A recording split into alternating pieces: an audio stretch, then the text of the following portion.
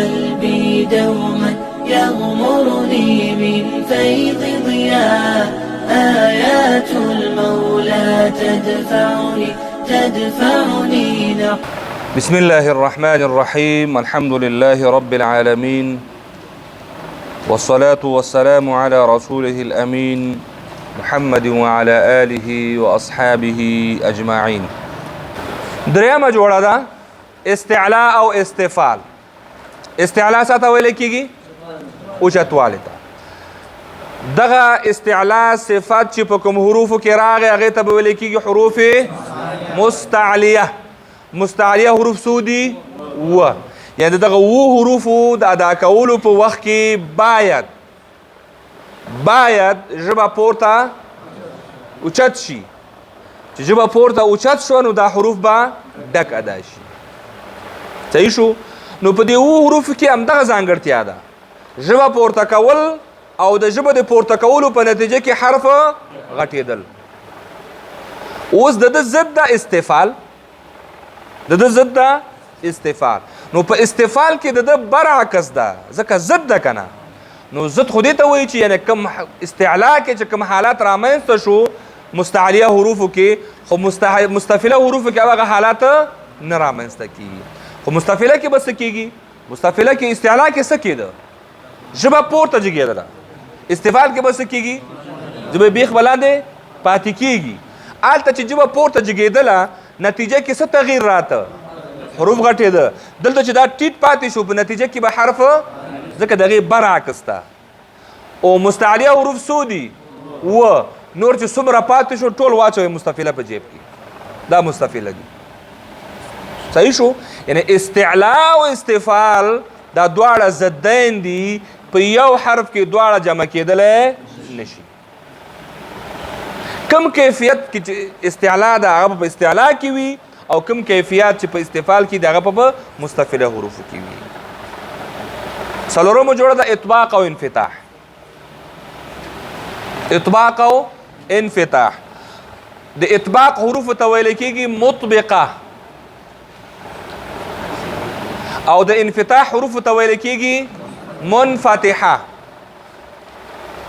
د اطباق حروف دي څلور، او د څلورو نه ما بعد چې 25 نور پاتې کېږي هغه ټول دي منفتحه. د اطباق لغوي معنا ده الساق، نختل. یعنی د ژبې منځ بره تالو طرف ته جګېږي او تالو سره نښلي. د هغې په نتیجه کې به دا حروف انتهایی ډک ویلی کېږي. انتهایی ډک ویلی کېږي. دا انتهایی ټکه پکې ځکه یادوم چې استعلا پکې مخکې نه موجوده وه. استعلا پکې مخکې نه موجوده وه. اوس پکې اطباق هم راغی.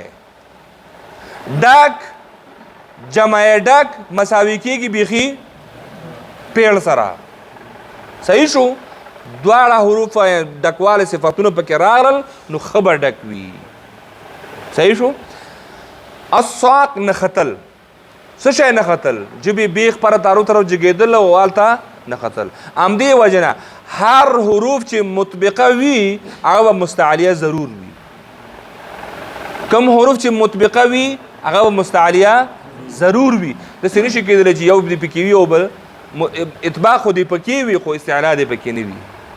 مطبقه حروف به ضرور مستعلیه مخکې نه موجود وي. نو ما ځکه ویله چې دې کې به یوه درجه تفخیم د استعلا د وجې نه ده، یوه درجه د اطباق د وجې نه ده. کله چې دوه یو ځای شول نو دا به انتهایی او ښه ډک لوستل کېږي. او د انفتاح معنا د افتراق، جداوالی. دلته د ژبې منځ د بره تالونه جدا پاتې کېږي. نو لہذا دا حروف به د دې حروفو ډکواله به هغه شان نه وي چې کوم د مستعلیه مطبقه وي، ځکه هغې کې دوه درجې راغلل. نو منفتحه حروف چې دی نو 25 دي، خو د 25 کې 3 حروف پکې داسې دي هغه د استعلا د وجې نه ډک دي. هغې د استعلا ډکواله په خپل حال باندې باقي پاتې کېږي او دا نور به چې دی نو مکمله باریک ویلی کېږي. همدې وجې نه موږ تاسو ویلی وو د درېیمې او د څلورمې جوړې په اساس باندې د تفخیم او ترقیق په لحاظ سره د حروفو څو قسمونه جوړېدل؟ درې. یو ته ویل کېده مستعلیه مطبقه، بل ته ویل کېده مستعلیه منفتحه، مستعلیه منفتحه، او دریم مستفله منفتحه. مستعلیه مطبقه هغه حروف دي چې دي کې دوه درجې ډکواله پکې وي، هم د استعلا د وجې نه او هم د اطباق د وجې نه. داسې حروف څو دي؟ څلور. کم کم حروف دي؟ صاد ضاد طا ظا. او مستعلیه خو منفتحه داسې حروف څو دي؟ درې. کم؟ غین خا او قاف.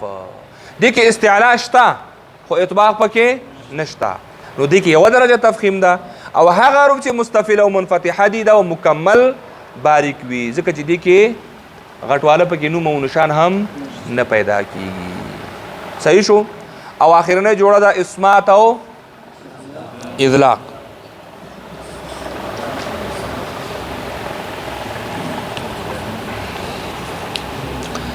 اذلاق